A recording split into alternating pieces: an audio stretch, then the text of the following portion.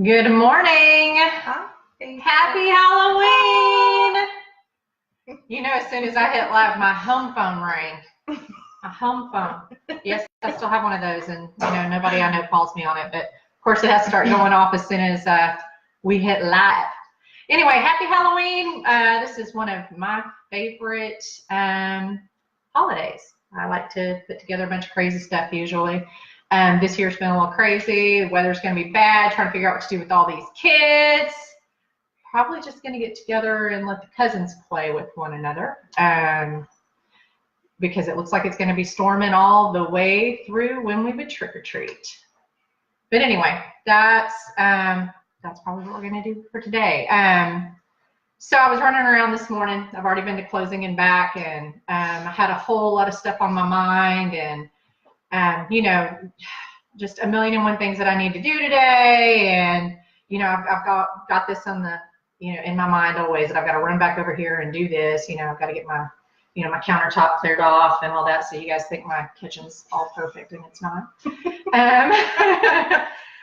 It's like a live shot. yeah, we won't show you what it looks like over there. So anyway, running around like a mad woman, and I started thinking about that, the holiday after Halloween is Thanksgiving. And I just think that being grateful and thankful in this life is so important, and it's so important to your mindset. And I just wanted to share with you guys that lately what I've been trying to do is take time in the morning before the kids get up and really think about what I'm thankful for in my life and list that out and really, take that with me for the rest of the day. Plan out everything I need to do, and it helps. I've noticed doing this as a practice and on a regular basis, it's helped in moments like this morning when I'm running around like a nutcase trying to get a bunch of stuff done all at one time, that it helps me kind of take a minute and say, it's going to be fine. It's going to be fine. Everything's good. So just wanted to say that, kind of leading into a theme of thankfulness for this next month. I challenge you to maybe do the same. Take a few minutes out of the day in the morning and just kind of list out the things that, you find that you're thankful for in your life. So we just kind of went on to lead into maybe doing a real estate related question every week. Something that I'm asked on a somewhat regular basis. So Haley. So, Ginger, what color should I paint my house before I list it? Well, paint color is kind of a big deal, and paint's a big deal. One of the things that we specialize in is listing prep. I'll say that, our team is specifically designed to help prep a listing and get it ready to market. My husband is a licensed agent, just like we are, but he's owned a renovation company for the last few years. And luckily, he has decided to come work with us full time. And so he helps me prep listings for sale and knock out all those tasks for our clients. Because, it can be very overwhelming whenever you're getting ready to list your home and, you've been living in this house for years with your family and your pets, and you're busy doing what you do for a living, and living your lives the way that we all do, running all over the place. So there are always things, a laundry list of items that, need to be knocked out. A space needs to be, turned into kind of a blank canvas where other people can see themselves living. It's the most important part of listing prep, is creating that look. So paint color is a big part of that. Whenever someone comes to me and they're wondering what color should we paint the house, these days grays and grays, which are like a combination of a gray and a beige, are big. And I know that a lot of the time you think, oh well, my finishes in my home don't really lend itself to that. Well, the interesting thing about gray is that every gray has an undertone, whether it be green or purple or blue, brown. I mean, they've got all different undertones. And so selecting the exact right tone for your property is important, because you want to work with the finishes that are already in your home and not against them. So that being said, there are a few paint colors that I've used with success over the last couple of years. I used to, my first home in Eagle Springs had those like orangey oak cabinets, and it was all just very earth tone tile flooring. I've sold a few houses with those finishes over the last year or so, and what I've done is I've used Sherwin-Williams alpaca. And it is a light gray that lends itself well to working with those finishes. And you want it to be light because, you know, I can think of a couple of instances where I've used it, and we had like a one-story home that did not have the big, tall, sweeping, you know, views of the backyard with the huge windows that a two-story home might have, that brings in all that natural light. So you want to make sure that it's light enough so that if you've got a one-story home, you're making sure that it doesn't look dark in there. So that color works really well in those spaces. If you want something that kind of works with multiple tones of finishes throughout a home, you can use what I used in my home whenever we renovated it last year. It is Sherwin-Williams Big Chill, and it's actually part of like their white neutral family, and that has, it's a gray. Here, I'm going to move Haley out of the way. It's this color right here, and when you're looking at it, it's going to look kind of like warm tone, and that's because we've got warm lights on us. Lighting is makes a big difference too with paint colors. So if you're wanting something to look a little cooler, you're going to want to use like a white light. If you're wanting something to look a little warmer, you're going to use a yellow tone light. But that color actually works really well with cool toned finishes. You know, I've got grays and whites and everything in here. But, you know, in my office, we've got, you know, the furniture that I've had for a while that's, you know, got more of a red or brown undertone to it. So it works well with that as well. So I think both of those colors are good choices. And, you know, you can get a little bit more detailed if you've got art niches, if you've got like a chair rail in your dining room, and you can put like an accent color underneath. You know, you can go a couple of shades darker and kind of accent those areas, and it gives a little bit more of a designer touch. Now, if you're trying to like repaint the whole house in the trim, which I highly recommend when you're getting ready to sell, because it makes it look clean, and it eliminates, you know, it can eliminate smells that are related to pets. It just makes everything clean and new, which is what you want for a buyer. But if you're trying to just, you know, repaint everything and maybe save a little bit, sometimes the painters will charge a little bit less if you're not doing all those extra colors. Just a tip. So just wanted to tell you all about that. It's probably the most inexpensive way to update your home and get it ready to list. So I highly recommend it.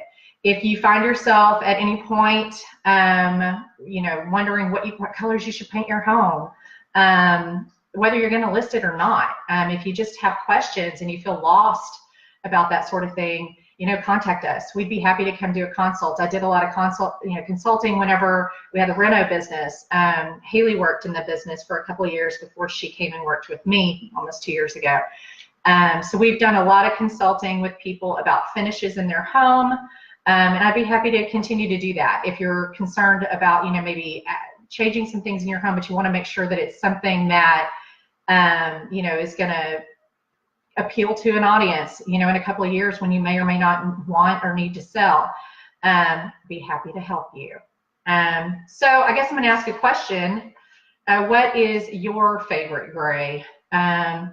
I know that everyone's kind of got their, you know, their own things like, oh, I love Amazing Gray. It's the best thing ever. So tell me, what colors have you used in your home, and tell me why you love them. Put them in the comments, because it's always good for me to, you know, take a look at some other colors and get ideas and see, you know, we like to stay on trend and make sure that we're ahead of all of that.